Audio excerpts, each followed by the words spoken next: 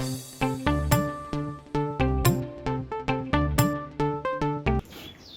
babin da ya wuce, mun fara baku labarin Ilham, sannan muka dawo kan labarin mahaifinta yadda suka haɗu da Maryam. Ga ƙarashin labarin ko ci gaban shi. Ganin cewa baya kaunar zama a sansaniyan gudun hijira, Malam Bukar ya dukufa akan aikin kwadago da dako a cikin gari. Har Allah ya taimake shi, ya kama musu hayar gida mai ɗaki 2 a garin Wudil. Tun da bashi da ikon kama haya a tsakiyar birnin Kano. Jin kaɗan bayan tarewarsu, Maryam ta sami juna biyu, ta haifi ‘yarta ta fari, kyakkyawa ajin farko. Domin uwa da uban duk jinin shuwa'arar ne, amma kallo ɗaya za ka yi mata ka gane tana da naƙasa. Nan take suka amshi kaddara suka sa mata suna Ilham. Iyayen Ilham sun dukufa neman magani, asibitoci da wurin maganin gargajiya, amma duk inda suka je amsa ɗaya ake basu: ba za ta warke ba, domin laluran an haife ta ne da shi. Hakan ya sa suka mika wa Allah lamarinsu. Bayan an yaye Ilham, Allah ya sake ba su wata 'yar karuwa mai suna Fatima, wacce suka rinka kiranta da Amira, domin ita takwarar uwar Malam Bukar ne. Rayuwa ta ci gaba da tafiya cikin tsananin kunci da rashi, domin wani lokaci Malam Bukar yakan fita baya samun aikin dako, haka zai dawo gida hannu guda.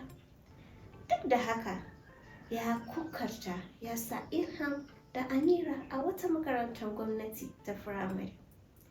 Ilham tana aji 3, Amira kuma tana aji 2. Ga mamakin kowa, Ilham tana da saurin ganewa a makaranta, sai dai idan an tambaye ta ba ta iya faɗa fili. Sai ta yi magana cikin gwaranci saboda harshenta da ke a karye. A makaranta yara suna sokanarta sosai, amma Amira ce ke taron mata faɗa duk da kankantar shekarunta.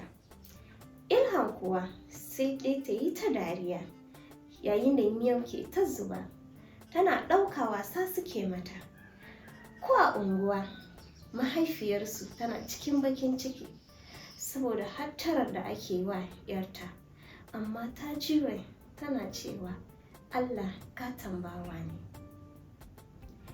Bayan shekara 3 kwance tashi babu wuya a gurin Allah, Ilham da Amira suka gama makarantar firamare. Domin tun suna aji 4 aka yi wa Amira tsallake ta koma ajin yayarta Ilham saboda hazakarta. Murna ta cika gidan, har babansu ya saya musu ɗinkin atamfa, 'yar leda domin taya su murna. Suna cikin wannan farin ciki, bayan wata guda da gama makaranta, kwatsam wani yaro ya shigo ya ce ana sallama da Malam Bukar a kofar gida. Hankalinsa ya tashi sosai. Ya bayyana wa Maryam cewa tun watanni 3 da suka wuce kuɗin hayarsu ya kare, kuma mai gidan ya bashi wa'adin wata 2, amma bai samu kuɗin ba. Yana fita ya tarar da mai gidan saye tare da wasu katti guda 2 masu suratarwa. Kafin Malam Bukar ya ba da haƙuri, mai gidan ya yi fushi, ya umarci kattin nan da su kwashe kayan gidan gaba ɗaya su wurgar da su waje. To, wannan shine ƙarshen babin nan. Ko yaya su Malam Bukar da 'ya'yansa da iyalinsa za su karasa? Ku biyo mu domin ku ji yadda suka karasa.